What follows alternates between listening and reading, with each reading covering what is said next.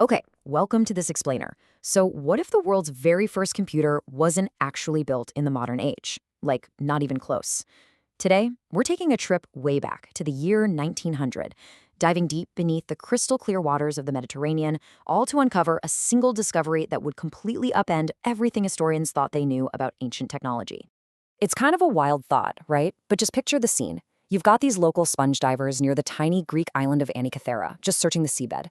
But instead of finding sponges, they stumble right into an ancient Roman shipwreck. And we're talking a massive haul here. They start pulling up all these totally priceless artifacts, beautiful marble statues, intricate jewelry, ancient pottery. But mixed in with all those stunning treasures, they pull up what basically looked like a totally unremarkable, heavily corroded lump of bronze. I mean, sitting next to a flawless marble statue, it honestly just looked like sea-crusted garbage. Nobody had any clue they were literally holding the greatest technological puzzle of the ancient world. So, the story of this chunk of metal really unfolds over decades. A few months after they dragged it up in 1900, the artifact was being carefully cleaned in Athens, and researchers noticed something that just shouldn't have been there. Inside all that green, corroded gunk, there were dozens of finely crafted, interlocking bronze gears. And this discovery absolutely sent shockwaves through the archaeological community. Why? Because precision-engineered components like this were unlike anything ever found from antiquity. Fast forward to recent decades, and scientists are still finding new things. Using modern CT scans and 3D X-rays, they're uncovering hidden inscriptions and complex internal gear trains that those earlier scientists couldn't even dream of seeing. As experts kept scrutinizing this mysterious object, which we now call the Antikythera Mechanism, it became super clear that this wasn't just some basic calendar or a simple tool to track the stars. No, the incredibly intricate gear system packed inside suggested a machine capable of performing seriously complex calculations. Actually, pretty much everyone studying it today describes it as, well, the world's first known analog computer. It's a piece of tech that genuinely feels like it's centuries, maybe even millennia ahead of its time. But how exactly did the thing work? Well, when we think about computing today, we naturally think about software code, microchips, electricity, staring at glowing screens, right?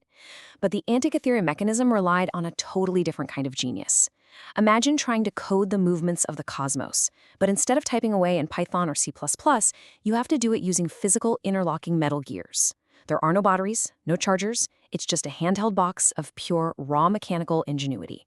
It's kind of like an ancient Greek Game Boy, but instead of playing games on it, you're calculating the actual mechanics of the universe. So in practice, you'd basically just grab a little crank on the side of the box and start turning it. And as you did, through these incredibly complex gear ratios, the mechanism would track the exact movements of the sun and the moon. But it gets better. It wasn't just mapping where things were, it was actually a predictive engine. It could look into the future and predict upcoming celestial events like eclipses. You were literally modeling the cosmos right there in the palm of your hand. To really put into perspective just how sophisticated this device is, modern scans showed that it actually modeled something known as the Saros cycle. Now, that is a highly complex astronomical period used specifically to predict solar and lunar eclipses. Designing a physical machine to perfectly track that cycle using nothing but gear trains, that requires a totally master-level understanding of both heavy mathematics and astronomy. It proves, without a doubt, that this wasn't just a fancy calendar. It was a full-blown astronomical supercomputer. But here is where our story pivots from being this awesome marvel of engineering to a massive historical cold case. Think about it. If ancient engineers had the chops to build a device this incredibly advanced, how on earth did the technology just completely vanish? We're talking about an absolute disappearance of this level of precision engineering for centuries. It's baffling, and it raises some really profound questions about human progress and how easily technology can be lost. So what actually caused one of history's greatest inventions to just disappear? Well, historians are pretty divided on this. Some think the knowledge quite literally went up in smoke. Maybe it was destroyed during Julius Caesar's military campaigns when huge fires ripped through the great centers of learning in Alexandria. But others argue for a much slower, maybe even more tragic end.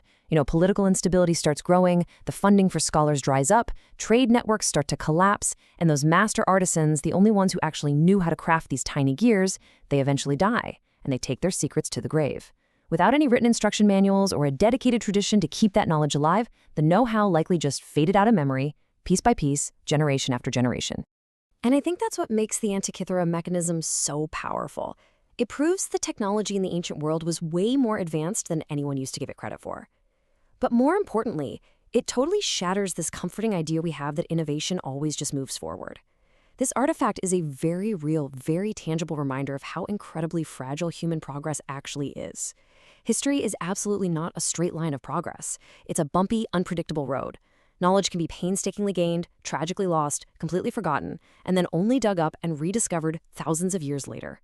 Even today, after over 100 years of intense research, this mechanism is still throwing curveballs at scientists.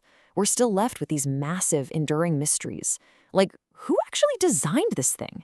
Was it some lone genius working away, or was it built in a huge, bustling workshop? Was this a one-of-a-kind prototype? Or were there dozens of these analog computers helping ships navigate the ancient seas? And again, the biggest question of the whole shebang: why did it take 2,000 years for humanity to ever reach this level of technology again?